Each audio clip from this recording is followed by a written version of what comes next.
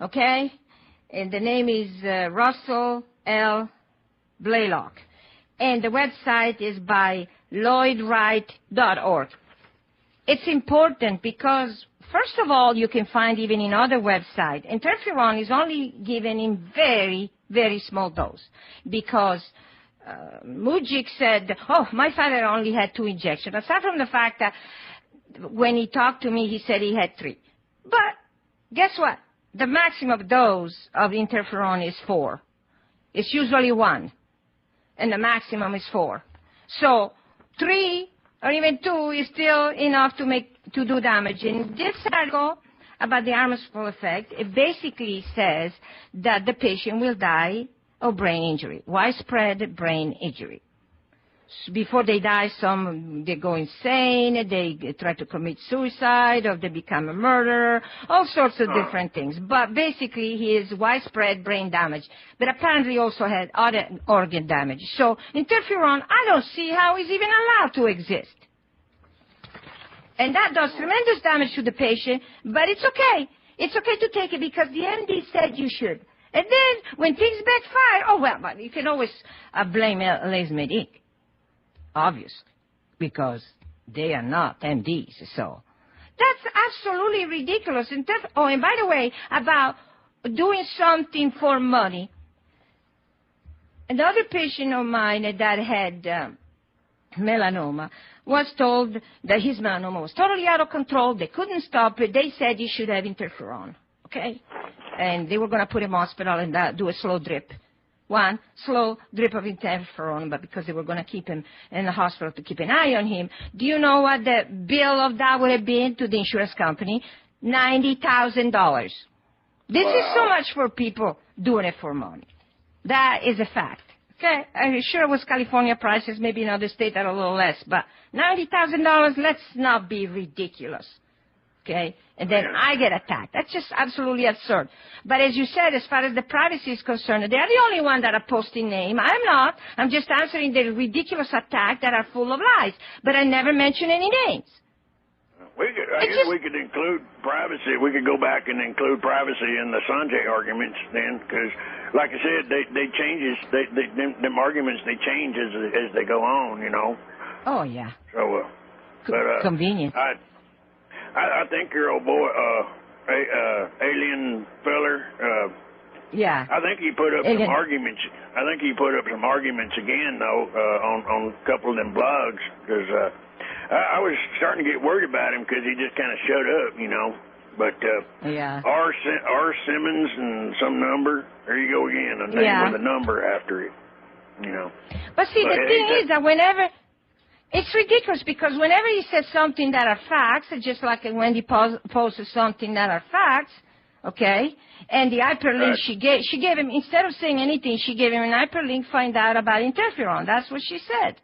That's all she gave him. But even what the webmaster said, okay, every time he says something, you know, what you say doesn't count because we know who you are. Okay, what does that mean? Huh. That's the most ridiculous argument I ever heard. We know who you are, so what you say doesn't count. So that's what they were trying to do with the Win Lotto. Once we know who you are, your statement don't count. And that's what it is. They don't. Yeah, they don't want any positive argument, any positive stories. They don't want anything like because once you have it, that brings the whole attacks down. Okay.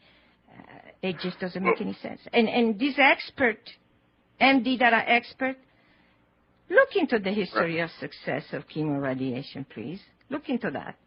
And then you'll have your conclusion. Okay, next. What's the next attack? Well, let's see. This was going to actually lead into something because I copied this one down because, and I think it might be your boy, but he done learned to make up a nickname. Somebody posting under the name Who Cares? I wanted to read this one to you because I think it's a pretty good and okay. knowing the way Dr. Henderson's website goes, it may not be up there very long. I don't know, but yeah, it starts out. Michelle Wolven is a paid agent provocateur. For all of you reading this blog, please understand fully what you are reading. This is a coordinated slander campaign being directed at the highest level by a corrupt Arkansas medical school that tried to steal Lase Med's technology over 20 years ago. Even tried to put out a press release claiming the stolen methodology as their own within the last 2 years. And their lapdog attorney in Arkansas, one Will Bond, and 2 California women on whose behalf they are sponsoring a lawsuit that has no standing for the sole purpose of bad press to spread far and wide, as they know that the case hasn't got a leg to stand on. Michelle Wolven is their get-it person, slanderer-in-chief, as it were. Okay, we need to continue this after the break because we got another break coming up. Okay. Okay, we're back after the break again, and Arnie is still with us, and he hasn't finished reading us the blog he found from, I have no idea who cares is, but... It kind of sounds like somebody who knows something. That's why I think it might be your boy just using a different name. I don't know. have no idea. That I have no idea. But it's an interesting name. I'll pick up where I left off then. It says Michelle Wolven is their get-it person, slanderer-in-chief, as it were. On another blog post from April, she wrote, I am helping the lawyers along with blank find lots of Dr. Carpenter's victims. Michelle Wolven has made a career of provoking and agitating on a group scale. First as a pro-life bullhorn, protesting Planned Parenthood clinics, dragging her kids along, putting them in harm's way with signs in their hands, screaming, filing bogus police reports when escorts looked at her the wrong way. Some say even the torching of a clinic. A Google search of her name will reveal articles from her home state illustrating all this. The pro-choice movement in Georgia called her the anti from hell. Now she's hit the big time as a paid stooge for the big money in the cancer industry. This has earned, and this is the part I like, this has earned her the nickname Dr. Sanjay Wolven. He took one of my stuff and he's using it. Strangely enough, Dr. Sanjay is also involved in a recent fad in sugar pill quackery, pyramid marketed as a cure for cancer. From what I understand, Dr. Sanjay has no degree. Dr. Sanjay and her cohorts have systematically harassed and tried to intimidate anyone of Lase Med's ex-patients who have tried to come forward with positive results on any forum, be it on here, on her YouTube page, wherever. One example of their vile harassment and ridicule can be found on Lase Med Inc's YouTube channel in the patient interview entitled Marita.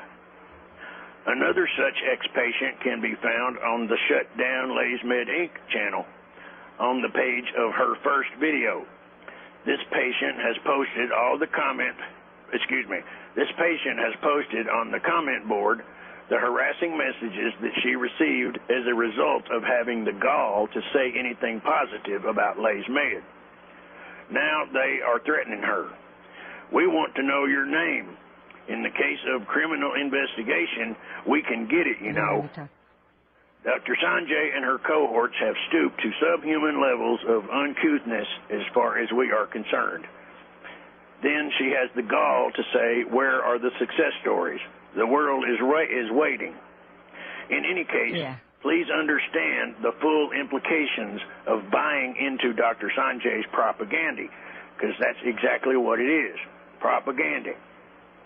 Now, it's not just propaganda, it's also an attempt to limit people's freedom. You should be free to choose what kind of treatment you want, and you should not be given misinformation on everything that is different from what they want to give you.